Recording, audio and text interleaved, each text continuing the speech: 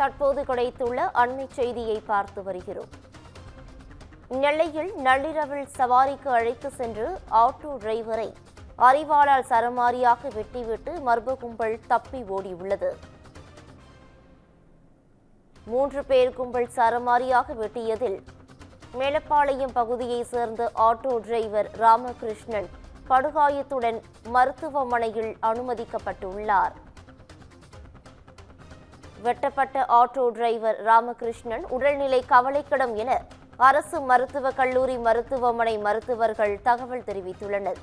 இது தொடர்பான கூடுதல் விவரங்களை வழங்குவதற்காக எமது செய்தியாளர் சிவக்குமார் இணைப்பில் இணைகிறார். சிவக்குமார், வணக்கம். இது தொடர்பான கூடுதல் விவரங்களை பதிவு பண்ணலாம். நெல்லை மாநகர் பகுதியில எப்பவுமே கொஞ்சம் சென்சிட்டிவான பகுதி. எப்பவுமே அதாவது கருப்பு பட்டியல், அதாவது காவல்துறையோட கருப்பு பட்டியல்ல இருக்கக்கூடிய பகுதிகளில் நெல்லை மாநகர் பகுதிகளும் ஒண்ணு.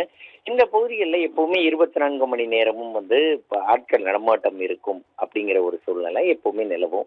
இந்நிலையில இந்த அதிகாலை 1-2 மணி தொடங்கி காலை 6 மணி வரை அதிக அளவுல ரயில்கள் வந்து செல்லும். ஏன்னா சென்னை, அதே மாதிரி கோவை, மும்பை உள்ளிட்ட பல்வேறு பகுதிகளிலிருந்து வரக்கூடிய ரயில்கள் அந்த அதிகாலை 1 மணி தொடங்கி 5 மணிக்குள்ள வந்து சேர்றதால எப்பவுமே அங்க அதிக அளவுல கூட்டம் இருக்கும். அது மட்டுமல்லாது ஆட்டோக்கள் அதிக அளவுல அங்க உபயோகப்படுத்தப்படும். இந்நிலையில மேலப்பாளையம் பீடி காலனி பகுதியை சார்ந்தவர் ராமகிருஷ்ணன். இவர் ஆட்டோ ஓட்டிட்டு இருக்கிறாரு. இவர் என்ன பண்றாங்கன்னா, நேற்று நள்ளிரவு 3 மணி அளவுல, அதாவது இன்று அதிகாலை 3 மணி அளவுல 3 பேர் கொண்ட கும்பல் அங்கிருந்து தச்சநல்லூர் பக்கத்துக்கு போகணும். அதாவது மாநகர பகுதியிலேருந்து ஒரு 3 கிலோமீட்டர் தொலைவில் இருக்கிற தச்சநல்லூர் அப்படிங்கிற பகுதிக்கு போகணும் அப்படின்னு சொல்லி அவரோட ஆட்டோ வாடகை கேட்கிறாங்க. இதனை அடுத்து சரி சவாரிக்காக அவர் என்ன பண்றாரு, ஆட்டோ ஏறி ஆட்டோல அவங்களை ஏற்றிட்டு போயிட்டு இருக்கிற நிலையில் அந்த தச்சநல்லூர் பக்கத்துல இருக்கிற சிவன் கோவில் அப்படிங்கிற பகுதிக்கு வரும்போது பின்னால உட்கார்ந்து இருந்த அந்த 3 பேர் கொண்ட கும்பல் என்ன பண்றாங்க, அதாவது பின்னால இருவரும் முன்னால ஒருவரும் உட்கார்ந்து இருந்த அந்த கும்பல் என்ன பண்றாங்க, ராமகிருஷ்ணனை பிடித்து சரமாரியாக அரிவாளால வெட்டுறாங்க. அரிவாளால வெட்டுற ஒரு சூழ்நிலையில அவர் தப்பிக்கிற முயற்சிக்கிற ஒரு சூழ்நிலையிலையும் அவரால் தப்பிக்க முடியாத அளவுக்கு பிடித்து அவரை சரமாரியா வெட்டுறாங்க. வெட்டுறதுல மிகவும் படுகாயமடைந்துறாரு.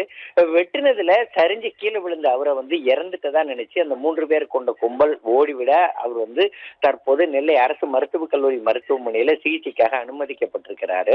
உயிருக்கு மிகவும் ஆபத்தான நிலையில செயற்கை சுவாசத்தோட அவர் தற்போது இருக்கிறதாக நெல்லை மருத்துவக் கல்லூரி மருத்துவமனையில தெரிவிக்கப்பட்டிருக்குது. நெல்லை மாநகரை பொறுத்த மட்டும் தற்போது கொஞ்சம் கொஞ்சமாக அமைதி திரும்பி வர்றதா சொல்லி காவலர்கள் தரப்புல தெரிவிக்கப்பட்டாலும் நேற்று நள்ளிரவுல இந்த மாதிரி நடந்திருக்கிற ஒரு நிகழ்வு நெல்லை மாநகரையே ஒரு மிகப்பெரிய ஒரு அதிர்ச்சிக்கு உள்ளாக்கி இருக்குது.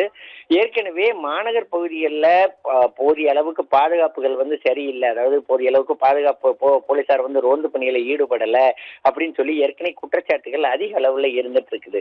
அது மட்டுமல்லாது காவல் நிலையங்கள்ல போதிய அளவுக்கு காவலர்களும் பணியில இல்லை அப்படிங்கிற ஒரு குற்றச்சாட்டும் இங்க முன்வைத்துட்டு வர்ற ஒரு சூழ்நிலையில ஒரு ஆட்டோ டிரைவரை அழைச்சிட்டு போய் அவரை படுபயங்கரமா 3 பேர் சேர்ந்து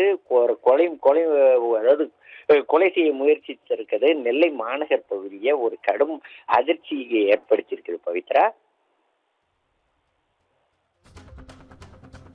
கூடுதல் விவரங்களுக்கு நன்றி சிவக்குமார்.